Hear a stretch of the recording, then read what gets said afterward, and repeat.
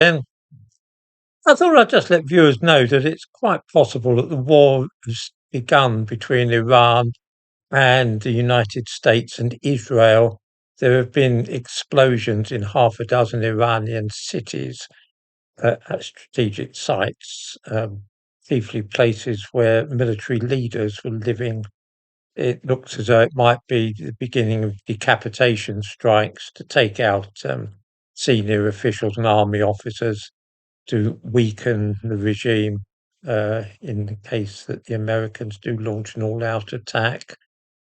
It's not quite certain what's happening, but it looks very likely that they've sent Reaper drones there, which have hovered overhead and then fired guided missiles at certain apartments and certain military headquarters.